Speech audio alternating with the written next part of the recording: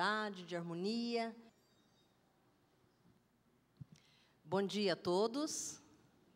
Que a paz de Jesus esteja conosco nessa manhã. Sejam todos muito bem-vindos e acolhidos na nossa casa, para darmos início ao nosso roteiro espírita semanal. E vamos fazer uma prece. Vamos pedir a Deus, nosso Pai Criador, nosso Pai de amor e bondade, que nos ilumine,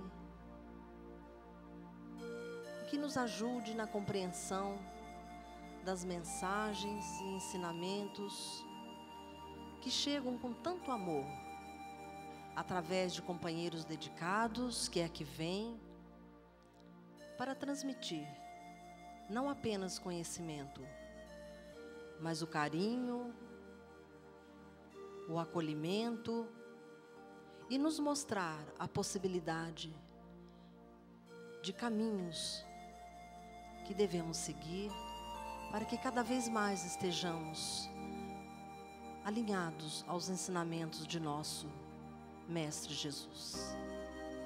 Graças a Deus. Quem está conosco hoje é Paulo Bonilha. A gente fala Paulo Bonilha, mas você vê que o nome dele é composto, José Paulo Martins Bonilha Júnior. Eu não conhecia os outros nomes.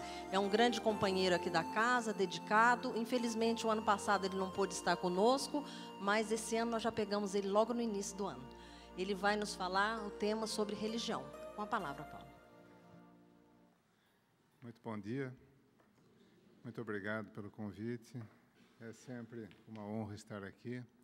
Eliana, minha esposa e eu, começamos os cursos de iniciação aqui no Kardec há cerca de 15 anos atrás. E nós temos por essa casa um apreço muito especial. Trabalhamos também no Educandário Eurípides, no grupo de família que se reúne aos sábados à tarde. Nós vamos começar as atividades desse ano no próximo mês, em fevereiro.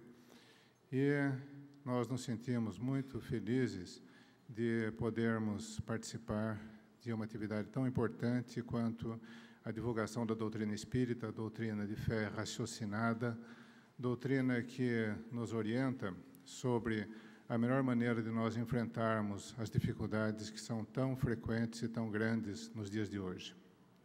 O homem, desde sempre, teve a religião como uma força muito grande. A religião é inata no ser humano.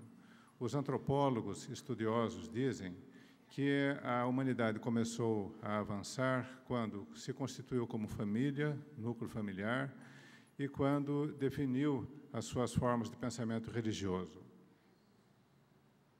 E nós vivemos, então, em um planeta que é maravilhoso, dizem os astronautas que circulam no espaço.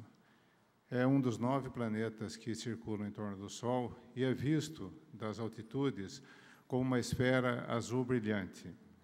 Ela mede aproximadamente de circunferência meridiana cerca de 40 mil quilômetros. Esta medida foi desenvolvida por um matemático egípcio no século III a.C. Esse homem, com uma precisão impressionante para os poucos recursos tecnológicos da época, cavou 2 poços em 2 cidades cuja distância ele conhecia entre uma cidade e outra. Os poços tinham a mesma profundidade e, à mesma hora do dia, ele mediu a sombra que a borda dos poços fazia em seu fundo e estabeleceu um ângulo que separava as 2 cidades. Como ele conhecia a distância entre as 2 cidades, em metros, ele estabeleceu, então, com uma proximidade muito grande, a circunferência meridiana de 40 mil quilômetros. É impressionante o que se consegue fazer com pouco recurso e que hoje nós, acostumados às facilidades das calculadoras, dos computadores e tudo mais, nos complicamos e muitas vezes esquecemos a faculdade de pensar, que é tão importante para o ser humano. A atmosfera terrestre, que é um envoltório de gases que se estende até cerca de 1000 quilômetros de altura, ela é dividida em 3 camadas principais.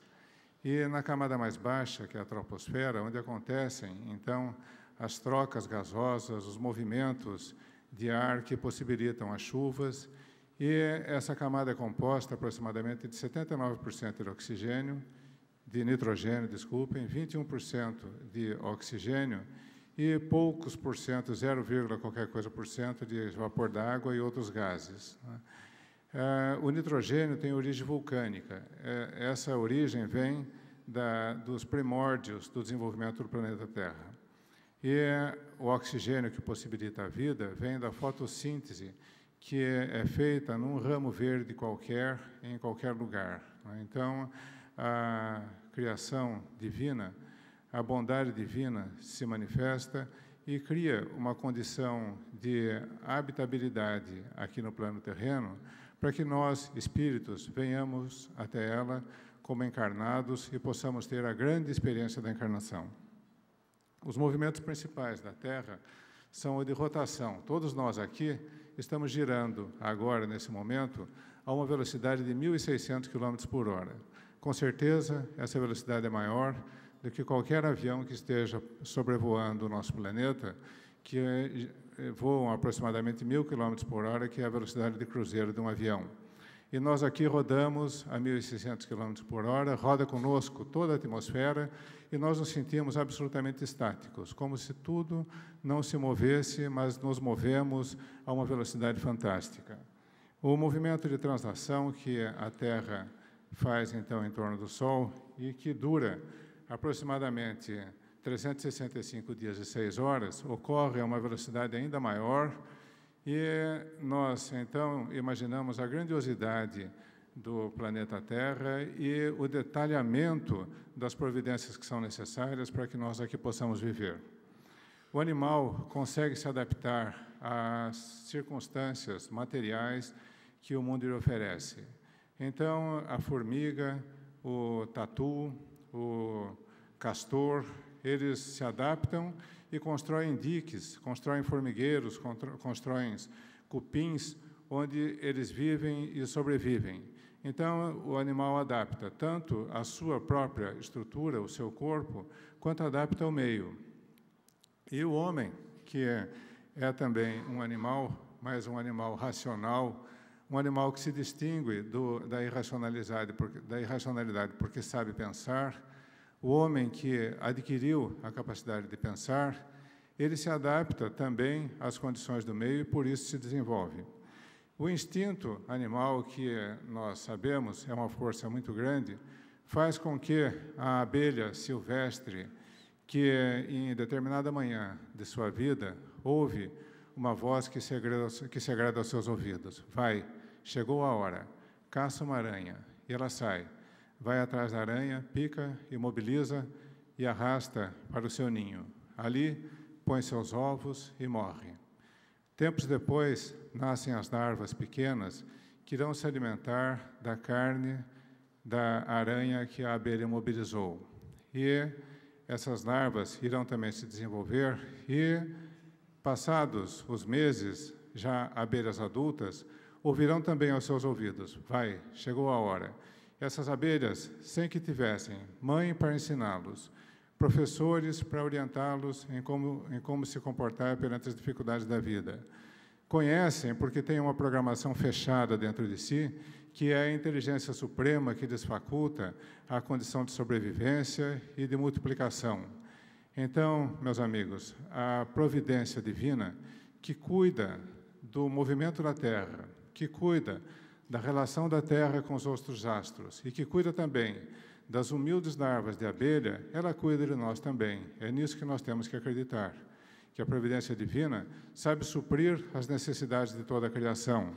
E nós, como seus filhos, também estamos inscritos nesta assistência carinhosa que preserva a nossa liberdade, o nosso livre-arbítrio. Então, quando nasce uma criança, como há pouco tempo nasceu o nosso netinho Mateus, né, nós ficamos pensando em como será a sua vida no futuro. Por que ideais essa criança vai lutar? Que tipo de anseios ele terá em sua existência? E aqui, meus amigos, os geneticistas, aqueles que estudam apenas o plano material, tem que se calar porque não há respostas para isso. Os anseios vêm das tendências inatas que o espírito traz dentro de si, mas vêm também, em grande parte, do processo educativo, do ambiente que o espírito encontra aqui no plano terreno. A encarnação, a reencarnação é realmente uma nova oportunidade. Se assim não fosse, se nós tivéssemos que reeditar os nossos erros do passado, não haveria progresso. E iríamos nos endividando cada vez mais, porque iríamos somente cristalizando os nossos erros e as nossas imperfeições, que já são tão grandes dentro de nós. Então, pensar na finitude da vida material, porque são poucos anos que nós passamos aqui no plano terreno, cerca de 70, 80, 90 anos. Hoje, a humanidade vive mais porque há melhores condições sanitárias, há mais assistência médica, há mais uma alimentação melhor, então as pessoas vivem mais. Mas, mesmo assim, a vida é finita, né? Finita e muito pequena frente à infinitude do tempo. E a questão da vida espiritual, o que é que nos espera, além dos poucos anos que nós temos aqui no plano terreno? O Rubens Romanelli, numa historieta muito inspirada, diz que a humanidade cria na religião como que um edifício. Esse edifício tem 7 andares e cada andar tem as janelas de uma cor diferente, verde, azul, anil. E as pessoas que vivem ali naquele andar enxergam o mundo além de uma cor verde, azul, anil, conforme a cor das vidraças. Aquele que já alcançou um progresso maior se coloca na cobertura do edifício e vê a luz branca e pode, então, entender melhor a grandiosidade do que é a vida. E aquele que não enxerga nada além do plano terreno, do plano material, vive no porão onde não há luz artificial, porque, além das paredes, nada mais. Então, a necessidade que o homem tem de entender a vida, de buscar um sentido para a sua vida, de buscar um significado para a sua existência, é a grande motivação que tem levado o homem a procurar entender a vida espiritual. Mas houve tempo, nos tempos, na minha infância, por exemplo, em 1950, em que os descrentes eram raros. Eu sou de uma cidade pequena do interior, de Tietê, aqui na região de Piracicaba, e nessa cidade as pessoas se conheciam e ainda se conhecem, embora hoje ela já tenha crescido um pouco, houve bastante migração que trouxe, então, pessoas que não tinham raízes naquela cidade. Mas, naquela cidade, todo mundo se conhecia, e cada um conhecia a religião do outro também, né? E ali os preconceitos também eram muito fortes, porque a religiosidade agora consegue superar um pouquinho a barreira do preconceito. Mas havia muito preconceito religioso. E podia-se nomear as pessoas que não acreditavam em Deus, né? Eram raros, realmente eram raros, porque as pessoas eram educadas para viver de uma maneira religiosa, né? E elas se comportavam como tal, embora muitas não professassem apenas de boca para fora uma religião, mas não seguiam interiormente essa religião, como isso ainda é bastante comum, infelizmente, né? As pessoas que alegam ter uma religião, mas que não se comportam como pessoas religiosas. Muitos até se comportam como perfeitos materialistas. Nós mesmos, espíritas, em muitos momentos de nossas vidas, nos comportamos como se não pensássemos na vida espiritual e nas consequências dos nossos atos perante a vida eterna. Mas sempre a religião buscou dar um sentido à vida. E talvez o grande descaminho que a religião tenha seguido tenha sido se associar ao poder temporal. Isso aconteceu por volta do ano 300 depois de Cristo, quando Constantino instituiu a religião de Estado. E a religião, então, passou a sofrer dos mesmos pecados e dos mesmos vícios que o poder temporal tinha, né? Buscando, então, a política, buscando as barganhas, buscando as facilitações, né? E isso fez com que a religião gradativamente se afastasse da sua finalidade principal, que é aproximar o homem de Deus. Em 1500, Lutero e depois Calvino comandaram uma cisão da religião católica que deu origem ao protestantismo. O próprio nome diz protestante, que eram as pessoas que protestavam contra principalmente a venda de indulgências, que eram favorecimentos que tinham peso de ouro, eram vendidos a peso de ouro e que asseguravam, ou tentavam, ou diziam assegurar um futuro melhor na vida espiritual. E o homem, então, pensando de maneira filosófica, porque o homem sabe pensar. Essa, nós vamos ver uma conclusão que René Descartes chegou, e nós temos certeza que o grande atributo do ser humano é deter o pensamento, o fluxo do pensamento contínuo. E os filósofos da história, muitos pensaram de uma maneira espiritualizada, né? Nos anos de 1700 e 1800, houve uma efervescência de ideias. E havia sábios, né, que até o século XX sobreviveram ainda, que diziam que a religião era indissociável do entendimento da vida humana e que não se conseguiria jamais dar uma explicação plausível para a vida se não se pensasse em Deus como Criador. Mas havia também aqueles que negavam a religião e que negavam a Deus. Nós selecionamos aqui alguns vultos da filosofia que tem grande influência ainda no pensamento moderno. Ludwig Feuerbach viveu entre 1804 e 1872. É um filósofo alemão. Ele proclamou a morte do cristianismo, porque dizia na sua forma de pensar que a religião era uma alienação e que o homem somente se poderia concentrar nos problemas humanos quando pensasse apenas no mundo material, e que a religião era apenas um sonho da mente humana. Ele proclamou, então, numa primeira etapa, a morte do cristianismo. Mais à frente, nós vamos ver que um outro filósofo faz ainda uma proclamação ainda mais grave. Darwin, que é um grande naturalista inglês, ele estudou medicina até o segundo ano, depois desistiu e se formou como naturalista. Ele fez uma carreira eclesiástica, mas tinha grande interesse pela evolução e pela criação.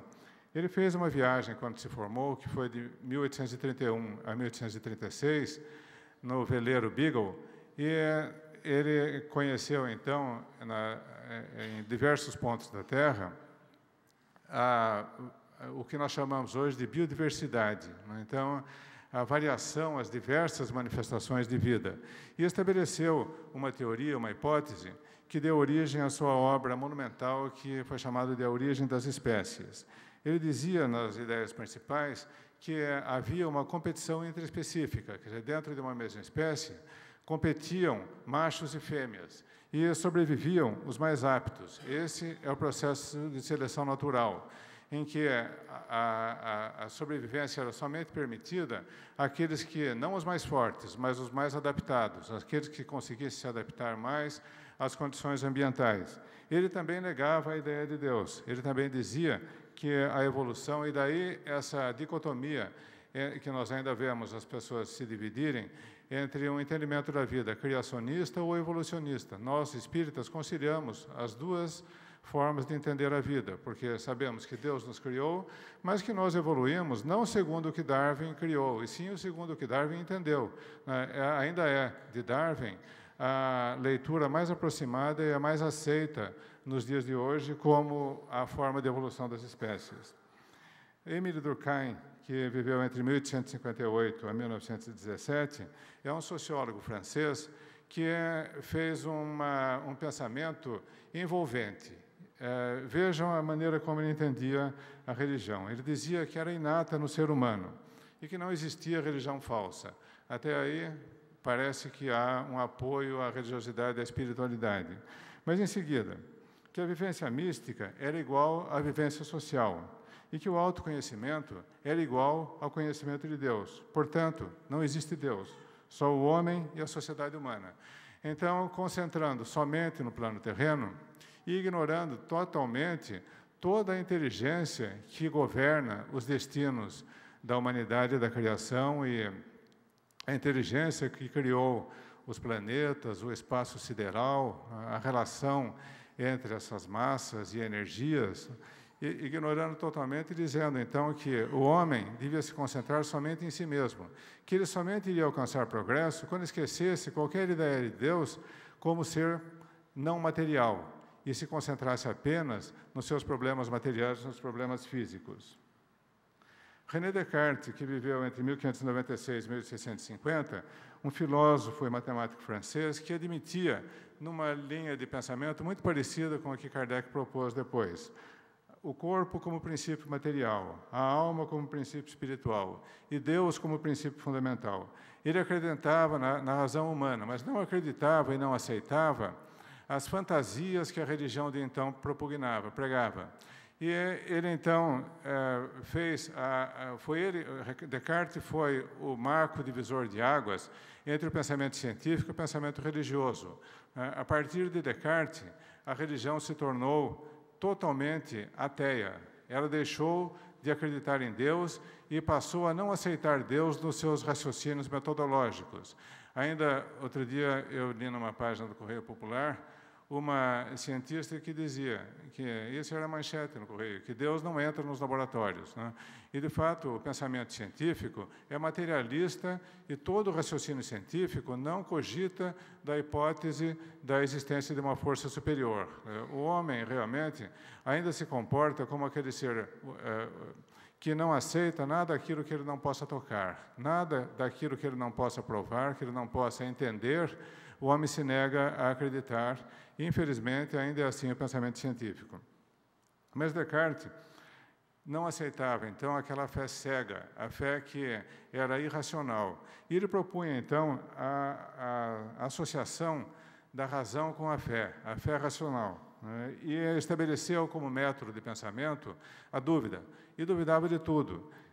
Herculano Pires tem um livro muito interessante, cujo título é Os Filósofos, em que ele trata com respeito, profundo respeito pelas ideias desses filósofos, né?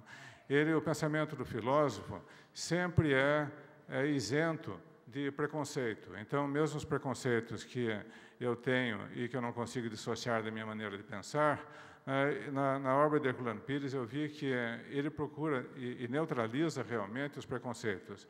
Ele analisa as formas de pensar dos outros filósofos de uma maneira respeitosa. Mas ele diz que Descartes, Herculano Pires falando sobre Descartes, era desde cedo um jovem muito brilhante. Esse jovem conseguiu, em pouco tempo, assimilar todo o conhecimento que a escola podia lhe transmitir. E se associou aos exércitos. E, em pouco tempo, também se tornou um guerreiro brilhante, estrategista, engenhoso, reconhecido e conseguiu ascensão na carreira militar. Deixou, então, a carreira militar porque também se desencantou com a violência que ela trazia e entrou, então, para o serviço de nobres e de príncipes, onde ele conseguiu também um destaque muito grande. Mas, em determinado momento da sua vida, Descartes percebe que tudo aquilo que ele vivia e tudo aquilo que as coisas em que ele procurava acreditar não satisfaziam o seu pensamento. E esse método da dúvida fez, então, com que Descartes duvidasse de tudo, duvidasse até da própria vida, duvidasse de si mesmo, duvidasse mesmo de Deus. E, duvidando, ele percebeu que somente duvidando é que ele existia porque pensava. E existia como ser pensante, não como ser material. Então, o pensamento é a essência do ser humano. O pensamento que é totalmente imaterial, que é espiritual. E ele dizia, então, ele chegou então à brilhante conclusão, que é o cogito ergo sum, que atravessou os séculos, que é o penso, logo existo. Então, realmente, a capacidade de pensar é o atributo que distingue a raça humana, a espécie humana. Mas Friedrich Nietzsche, que é um filósofo alemão, ele era filho de um ministro protestante e se tornou órfão de pai muito cedo. Aquele trauma da orfandade precoce, com certeza, teve grande influência na vida de Nietzsche. E ele, quando criança, se isolava no seu quarto, estudando a Bíblia, lia profundamente a Bíblia, profundo conhecedor da Bíblia. Mas, em determinado momento da sua vida, ele desacreditou da religião protestante e da maneira de pensar religiosa, e se tornou essencialmente materialista. A sua obra-prima, Assim Falou Zaratustra, criou, então, um louco que, em determinado momento do livro, sai pelas ruas proclamando a morte de Deus. Vocês se lembram que Feuerbach proclamou a morte do cristianismo. Nietzsche, mais à frente, proclama mais grave, a morte de Deus. A morte de Deus, então, que criou um impacto muito grande na sociedade, porque a sociedade acreditou nessa notícia da morte de Deus. E as pessoas passaram a acreditar também que morreram todas as outras instituições. Morreu, então, morreram as ideias políticas, morreu a história, como é dito, porque com essa concepção de morte da história é relativamente recente, porque em 1980, com a queda do socialismo, a queda do Muro de Berlim, que foi um marco da divisão em que o socialismo, o comunismo soviético desabou por uma série de dificuldades interiores, que eu não entendo exatamente, e também não cabe aqui discutir. A morte do socialismo trouxe, até pouco tempo atrás, a hegemonia da sociedade americana capitalista, né? E, então, os sociólogos passaram a dizer que morreu a história, porque morreu a dialética, que é a oposição entre duas formas de pensar que se antagonizam. Então, não tendo oponente, havia, aparentemente, a hegemonia do pensamento capitalista. Mas, nos últimos meses, nós estamos vendo que o capitalismo selvagem também morreu, se nós formos entrar nessa onda de história cuja tônica é a morte, cuja tônica é a destruição. Com a quebradeira das bolsas, né, e a queda dos impérios capitalistas, com a evaporação de recursos financeiros que eram muito mais fictícios do que verdadeiros, né? Então, na sua obra, Nietzsche pregava que os valores norteadores da humanidade, que até então tinham constituído a humanidade como o bom, o verdadeiro e o belo, eram falsos, e que havia apenas no homem vontade de mando e de poder. Essas ideias que Feuerbach havia antecipado, que Nietzsche veio consolidar. Essas ideias criaram um campo para que mais tarde a sociedade alemã embarcasse na onda do nazismo, que também aceitava a ideia do ser superior, do homem que é ariano, que devia se impor à humanidade, né? E desse, então, origem à Primeira e depois à Segunda Guerra Mundial, que foram grandes desastres, mas que trouxeram também mudanças substanciais ao pensamento da humanidade. Voltando um pouquinho, em 1500, um companheiro de Lutero, Calvino, que à distância dele, mas que na Suíça, que era um país desde sempre neutro, ele havia se escondido porque tinha pensamentos que se opunham à dominação religiosa. E a sua doutrina era de que os cidadãos deviam fazer uma profissão de fé e viver de acordo com a mesma. Dizem os historiadores que ele também perseguia os seus inimigos de maneira ferrenha. E Miguel de Serveto, que era um sábio matemático, que discordava da sua maneira de pensar, foi por ele preso, condenado e executado.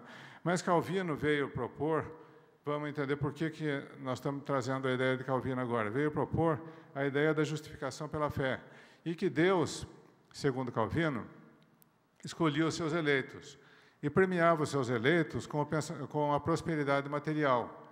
E hoje ainda, o capitalismo americano aceita essa ideia, né? E mesmo aqui, no nosso meio, as religiões que usam de todos os recursos tecnológicos por divulgação através de televisão e uma série de outros instrumentos de comunicação de massa, dizem que uma das maneiras que Deus se utiliza de reconhecer o seu escolhido é premiá-lo com a riqueza material, né? Então, a associação, mais uma vez, da fé com a conquista material, que é um grande desvio da humanidade, porque prende o homem à terra, faz com que o homem ainda se prenda à adoração do bezerro de ouro, que foi a situação que Moisés enfrentou quando voltou trazendo o Decálogo, né? Então, ainda hoje, a humanidade é seduzida pelas facilidades materiais, né? E muitas vezes essas facilidades são atraentes e fazem com que o homem, então, se deixe seduzir e se deixe encantar pela possibilidade de enriquecer e de ter uma vida mais fácil. Marx, que é um filósofo e economista alemão, era filho de um advogado judeu que se convertera, devido às perseguições ao povo judeu, ao protestantismo. E ele propôs, então, ele viveu desde muito cedo num ambiente profundamente religioso também, né? Mas, em um determinado momento da sua vida, ele se afasta desse pensamento religioso e passa a propor, dentro do pensamento dialético, que é o de oposição, passa a propor a luta de classes, né? Então, ele dizia que só seria possível o progresso quando o senhor lutasse, o escravo lutasse contra o senhor, o servo lutasse contra o barão, né? Que o dominado lutasse contra o dominador, propondo, então, o enfrentamento das classes como uma maneira de desmoronar o mundo que até então existia, de destruir, então, o pensamento que até então existia, de domínio de uma classe privilegiada, e da ascensão das classes que eram, então, oprimidas e dominadas. Interessante como Herculano Pires trata com respeito às ideias de Marx. É muito interessante. Ele, em alguns momentos, até mesmo alertando para o impacto que isso possa causar, ele considera Marx como um segundo mensageiro revolucionário judeu, não é? Que o primeiro grande revolucionário judeu foi Cristo. E o segundo, Marx, não é? Então, um pensamento de Herculano Pires profundamente respeitoso e de admiração mesmo à coragem de Marx. E Marx soube realmente viver de maneira em que renunciou totalmente às facilidades. Teve uma vida longa de grandes privações, perseguições, dificuldades, mas não abriu mão da sua maneira de pensar. Muita coragem, e a sua família sofreu junto com ele, porque privações de todo tipo eles tiveram que enfrentar devido à oposição que os seus pensamentos levantavam, né? Ao medo de que a classe dominada se sublevasse e que as revoluções acontecessem. Ele, na sua obra principal, dizia que o homem trabalha e que toda matéria, todo trabalho, todo produto tem um preço ou valor. Quando esse produto é vendido, ele acrescenta aquilo que ele chama de mais-valia, que é o preço acima do custo, né? Então, a mais-valia é o lucro. E o acúmulo do lucro gera o capital, né?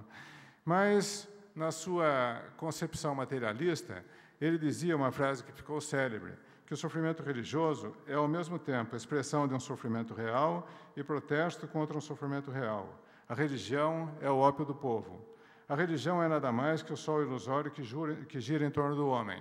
Então, pensando totalmente num mundo materialista, num mundo restrito aos dias que cada um de nós tem a viver aqui, mas vivendo de uma maneira ética, vivendo de uma maneira em que ele buscava o bem daquele que tinha pouco ou daquele que nada tinha.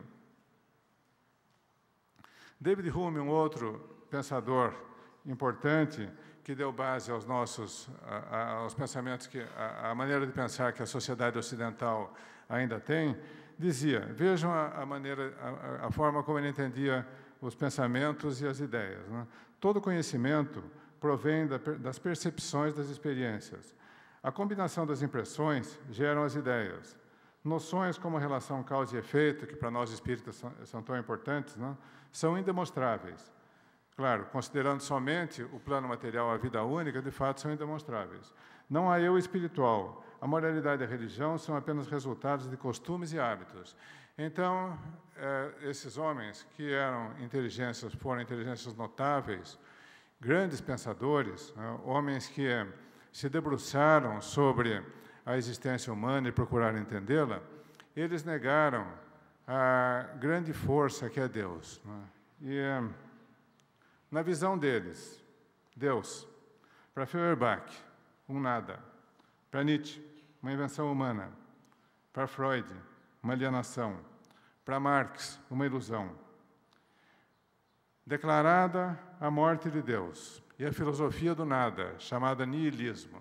Nihil, em latim, é a palavra que significa nada. Nihilismo seria o nadismo, numa tradução muito acanhada, que veio gerar a crise em que nós ainda vivemos. porque a crise moral que a sociedade vive, a crise de fé que nós encontramos hoje, a crise de autoridade em que o professor é agredido pelo aluno em plena sala de aula, a crise das instituições, como nós vemos, o questionamento, muitas vezes arrazoado e verdadeiro, das instituições políticas, religiosas, da atualidade. Toda essa crise é consequência somente dessa aceitação da crise da falta de Deus, em que o homem pensa somente de uma maneira materialista. Esse pensamento materialista é incompatível com a esperança, porque ele não enxerga 1 centímetro além da parede do porão, como diz Rubens Romanelli. Dentro, as trevas, afora, o nada. Entretanto, apesar de todas as dificuldades que nós ainda enfrentamos, a religião renasce. E renasce, muitas vezes, na boca daqueles que querem matá-lo. Então, Deus, por exemplo, está presente na luta daqueles que, ecologistas, tentam preservar o meio ambiente.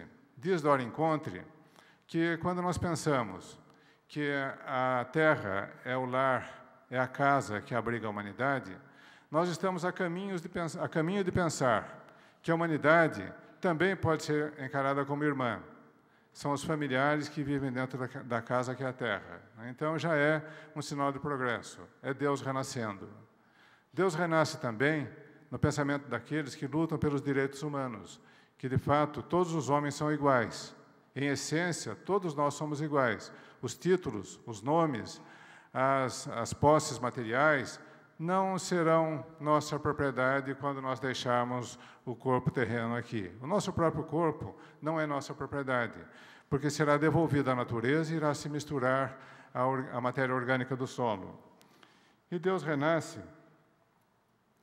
e renasce também um pensamento religioso, agora que é destituído do fanatismo, que tem a fé raciocinada como maneira de pensar religiosamente, e que teve em Hippolyte Léon Denisard Rivail, que se auto-intitulou Allan Kardec, assumindo o nome que tivera como sacerdote druida em uma encarnação pregressa, teve o grande codificador do que nós chamamos hoje de doutrina espírita.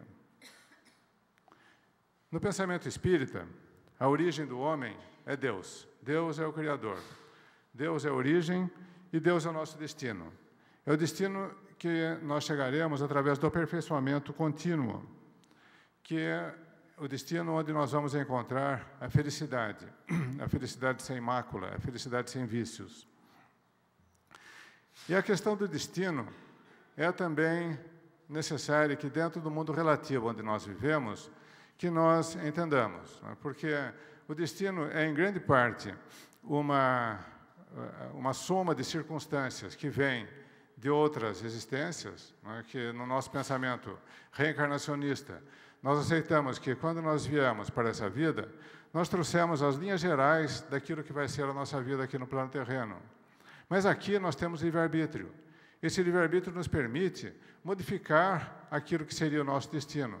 Então, nós podemos tomar decisões que podem melhorar ou que podem complicar a nossa situação como espíritos. Então, o destino não é uma programação rígida, como é a programação que governa a vida das abelhas silvestres, como é a programação que governa as formigas que constroem formigueiros, como sempre construíram formigueiros.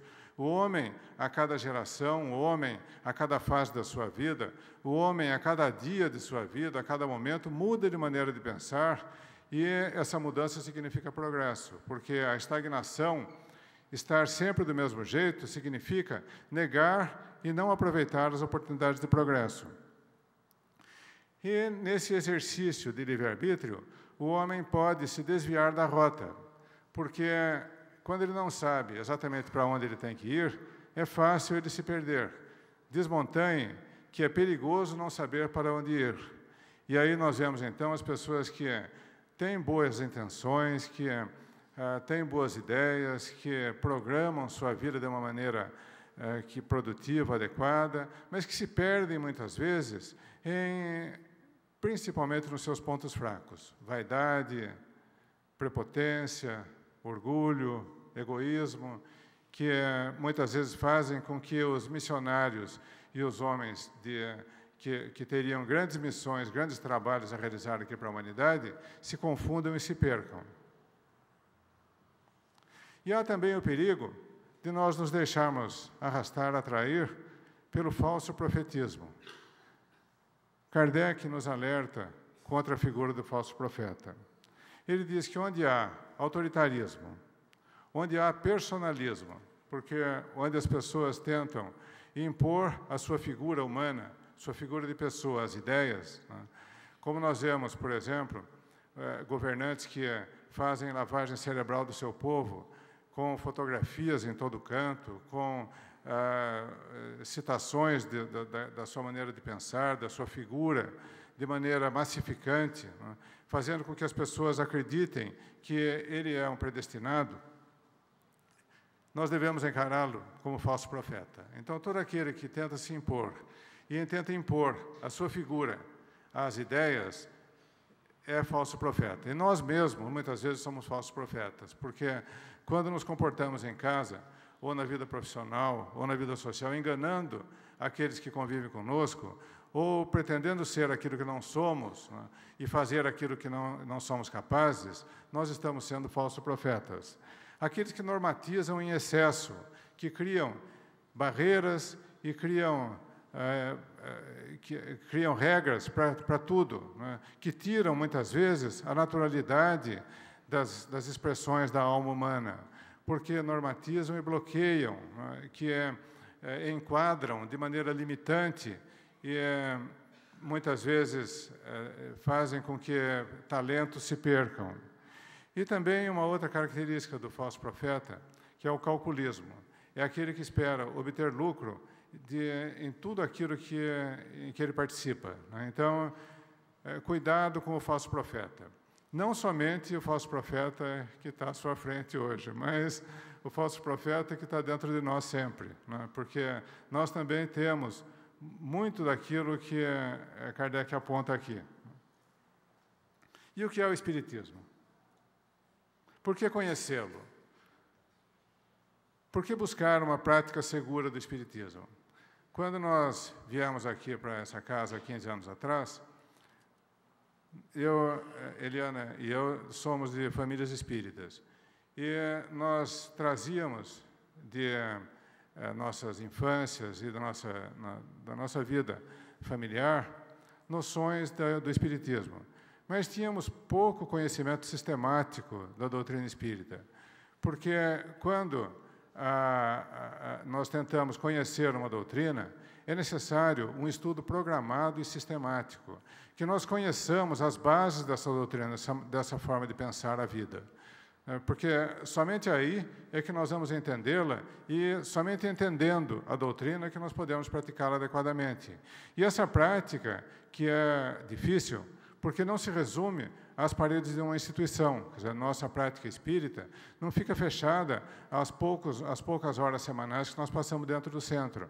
Essa prática, nós sabemos, só é verdadeira se for vivida dentro de casa, se for vivida no ambiente profissional, se for vivida no ambiente social, se nós levarmos a ética espírita para a vida familiar e para a vida social, é que nós somos verdadeiros espíritas. Somente assim.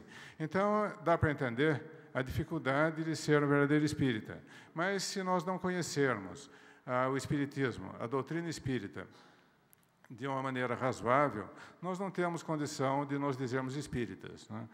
E muitos de nós buscamos a casa espírita no momento de sofrimento, porque quando a ciência encontra o seu limite, porque a ciência tem recursos importantes. Nós sabemos que as doenças psiquiátricas, como a depressão, as manias, as esquizofrenias, elas podem ser muito melhoradas com medicamentos. Mas esses medicamentos também provêm de um patrimônio que pertence a Deus e são manipulados apenas pelos homens.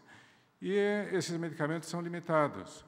E há aqueles que não precisam de remédios, eles precisam somente do amparo e da ajuda do plano espiritual. Eles precisam se fazer, todos nós precisamos nos fazer, permeáveis à ajuda espiritual. E, para isso, é necessário que nós tenhamos o ambiente adequado, o ambiente seguro.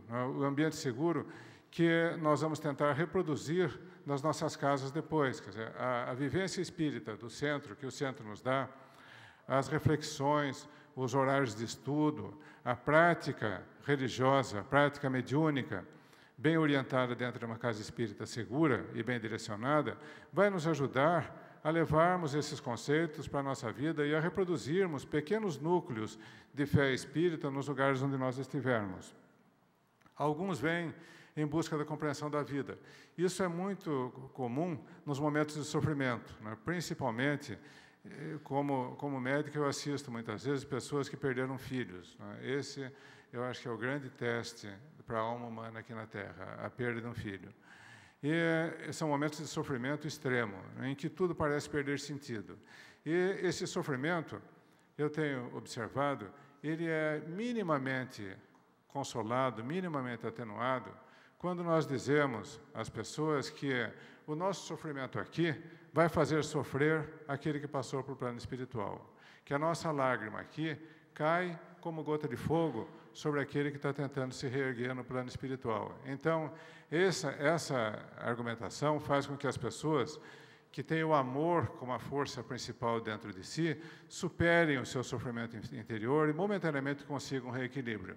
É claro que essa dificuldade vai se arrastar ao longo da vida da pessoa, porque aquele que perde um filho, aquele que perde um parente muito próximo, muitas vezes, leva a saudade física, porque mesmo como espíritas, nós sabemos que a perda é extremamente dolorosa, que a presença física é importante para nós, que pensar que o nosso filho mora no exterior ou mora num estado distante já é difícil, mas pensar que ele mora no mundo espiritual é muito mais difícil ainda, embora nós sejamos espíritas.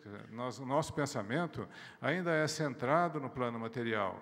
A presença física ainda é muito importante para nós. E é nesses momentos de sofrimento é que nós precisamos buscar a Deus, tentar entender qual é o sentido, o significado das nossas vidas, por que é que nós estamos aqui. Entender também do que trata o Espiritismo, a identidade do ser, porque entendendo o que somos nós, de onde viemos, para onde vamos, por que estamos aqui. É necessário que nós tenhamos essas respostas para que a nossa vida tenha sentido. E nós sabemos que o pensamento dominante na sociedade ainda é o pensamento materialista. Esses filósofos, pensadores, que negaram a morte de Deus há 200 anos atrás, 150, que apregoaram a morte de Deus há 150 anos atrás, as suas ideias ainda têm reflexo no mundo presente, né? E nós vemos hoje, por exemplo, o Natal, que é a data em que a cristandade celebra o nascimento de Jesus, totalmente sepultado entre os anúncios de eletroeletrônicos e de produtos da moda que as lojas massificam, divulgam massivamente pelos veículos de comunicação. Então, entender a essência da nossa existência aqui. Por que é que nós estamos aqui? Qual é a finalidade da nossa existência? Porque se nós não tivermos essa compreensão, é fácil recuarmos frente à dificuldade. É fácil aderirmos à ideia de autodestruição. Porque para que sofrer se morreu, acabou? Para que continuar a luta se a morte dá um fim em tudo? É fácil de embarcar nesse barco. Daí, então, as consequências de suicídios em massa, de pessoas que muitas vezes esquecem de tudo e vivem somente voltados para as coisas materiais, porque esqueceram ou desconheceram o objetivo das suas existências. Entender também a interação entre encarnado e desencarnado, porque em uma das questões do Livro dos Espíritos, em que Kardec questiona, o homem é tão influenciado assim pelo plano espiritual? E a resposta vem, muito mais do que imaginais. E então a nossa interação, a nossa proximidade com os espíritos é instantânea, automática, e queiramos ou não, o nosso pensamento está emitindo e atraindo outras inteligências que se identificam ou que se antagonizam a nós. São as nossas simpatias e as nossas antipatias espirituais. Aqueles que pensam como nós e aqueles que pensam diferente de nós se aproximam de nós atraídos pelo nosso pensamento. Entender também as diferenças interpessoais. Por que é que filhos, muitas vezes gêmeos até, criados numa mesma casa, com a mesma orientação, com a mesma educação, têm comportamentos tão diferentes? Entender, então, que o ser humano traz dentro de si um patrimônio próprio, específico, que é só dele, e que é o resultado das múltiplas existências aqui no plano terreno. Entender também a razão do sofrimento. Por que é que nós sofremos?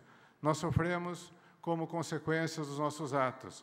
Aquela relação de causa e efeito que foi negada pelos filósofos, né, é exatamente essa relação de causa e efeito que embasa o nosso pensamento. E entender a necessidade de termos esperança, de acreditarmos que, acima de tudo, Deus vela pelos destinos da humanidade, de confiarmos nele quando as nossas forças são insuficientes para enfrentarmos as dificuldades que a vida nos coloca. Essa doutrina, que foi revelada por espíritos superiores e codificada por Allan Kardec, que é ciência porque estuda os fenômenos mediúnicos, é filosofia porque interpreta a vida e seus objetivos, e é religião cristã, com consequências morais, como Kardec disse.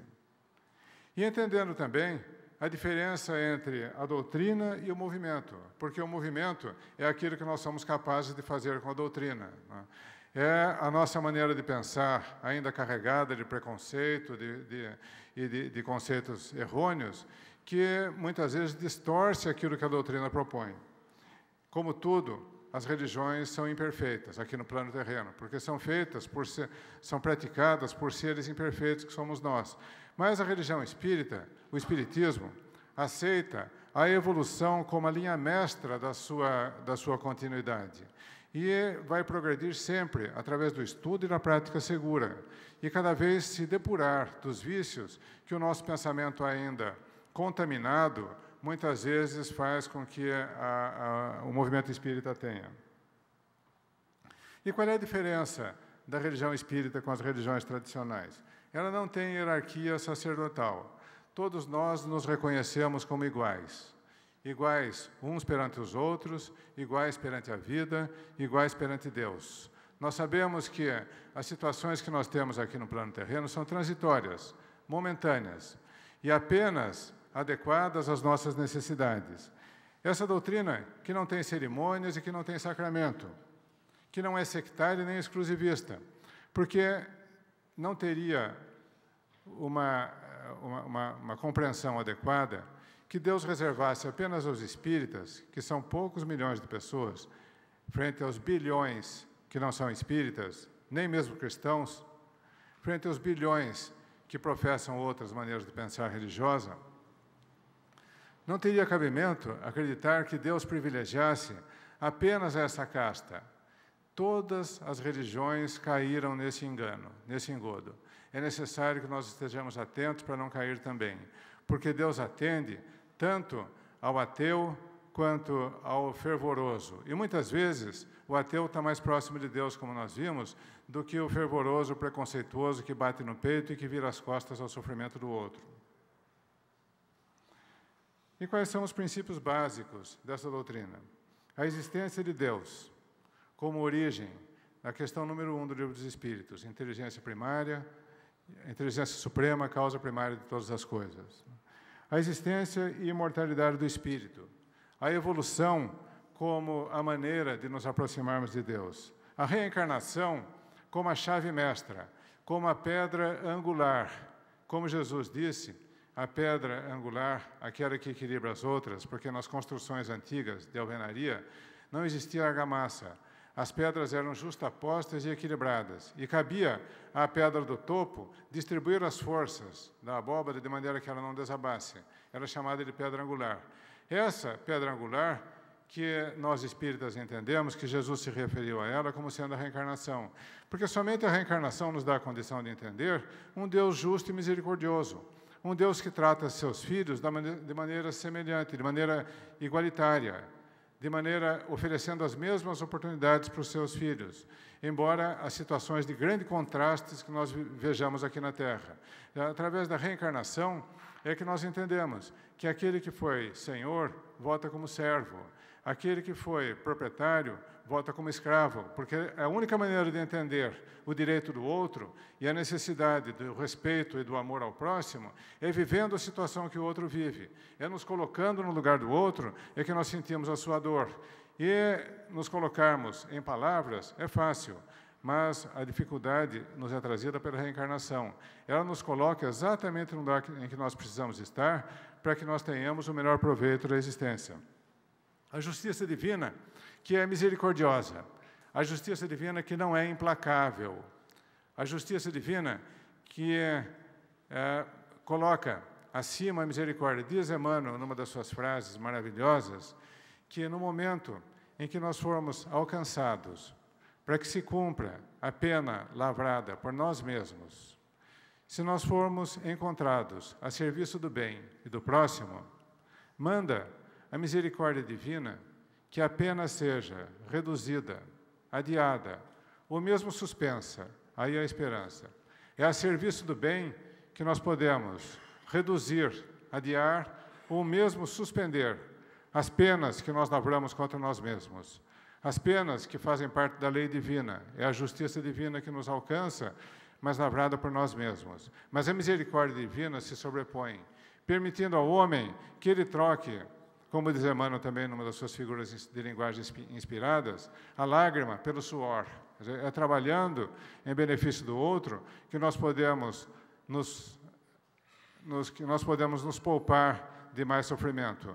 Então, meus amigos, usar as forças que nós temos aqui no plano terreno a serviço do próximo. Onde? Mas quem é o nosso próximo? É aquele que está ao nosso lado. É o nosso familiar, muitas vezes difícil, é o nosso colega de trabalho, às vezes também difícil e arbitrário, muitas vezes de convívio complicado. É viver de uma maneira respeitosa dentro de uma sociedade que também é difícil, mas é uma sociedade que nos dá todos os instrumentos para que nós nos afirmemos, porque nós temos aqui tudo aquilo que nós precisamos, que nenhum de nós pode alegar falta de instrumentos para o nosso progresso. Nós temos, e de sobra, aquilo de que nós precisamos para o nosso progresso. E a comunicabilidade dos espíritos, essa se dá de maneira constante, porque, às vezes, pela mediunidade ostensiva, e, muito frequentemente, a toda hora, a todo momento, pela força do pensamento, em que nós nos comunicamos telepaticamente com outros encarnados e também com inteligências desencarnadas. E a lei moral, que é a lei do amor ao próximo, que é a lei que deve governar a conduta do homem que procura viver de maneira ética aqui no plano terreno. A reencarnação aceita a humanidade como toda força individual, todo indivíduo que vive no espaço sideral faz parte da humanidade. Eu, de uma maneira estreita, na minha forma de pensar, pensava a humanidade como sendo esses 6 bilhões que estão aqui reencarnados e mais outros tantos bilhões no plano espiritual, aguardando o momento da reencarnação. Mas Emmanuel diz que a humanidade são todos os espíritos que habitam todos os outros planetas, encarnados e desencarnados de diversas maneiras, né, que fazem parte da criação. São os seres inteligentes que habitam o universo. Todos nós somos humanidade. Humanidade, então, não é somente o espírito que está ligado à Terra. É o espírito que vive e é encarnado ou desencarnado. A própria palavra diz, humus é matéria, ânima é espírito que anima a matéria. Então, humanidade encarnada, humanidade desencarnada, o espírito que está longe da matéria. E a escolha de provas que em cada encarnação nós podemos fazer, porque quando nós viemos para cá, nós participamos de um planejamento aproximado daquilo que seria a nossa vida.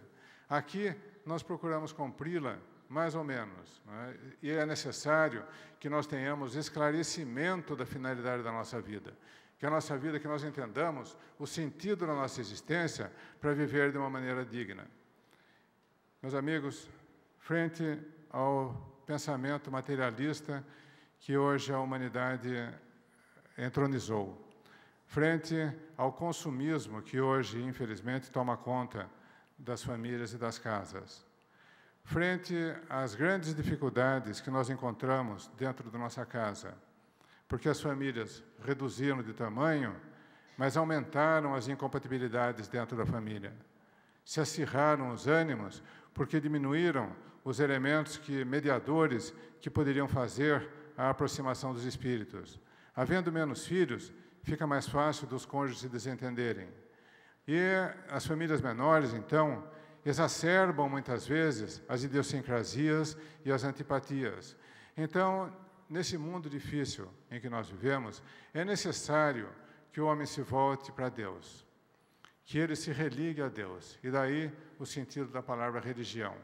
Que cada um de nós procure viver de maneira religiosa, que não é uma maneira de bater no peito, uma vida de bater no peito aí fora, mas que nós nos imbuamos do sentimento de religiosidade em tudo aquilo que nós façamos, que tratemos o nosso semelhante com respeito, que consigamos colocar à frente a necessidade do próximo ante a nossa, e que consigamos entender que, por mais difícil que seja o momento que nós estamos passando, tudo vai passar, porque na vida do Espírito, essa fração de tempo que nós aqui passamos significa muito pouco, frente à infinitude do tempo que nos espera.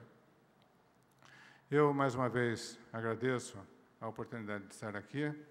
Foi muito importante para mim poder olhar vocês de frente e agradecer a presença de cada um e dizer à Dona Terezinha, aos dirigentes dessa casa, Dona Deise, que nós temos um profundo respeito por essa casa e uma profunda gratidão, porque aqui é que nós conseguimos um entendimento da nossa existência atual e que nós conseguimos também dar uma educação religiosa aos nossos filhos, que é, hoje, para nós, temos certeza, a maior certeza de que eles vão dar certo na vida, porque têm um pensamento religioso e, mais ou menos, eles procuram segui-lo. Muito obrigado mais uma vez.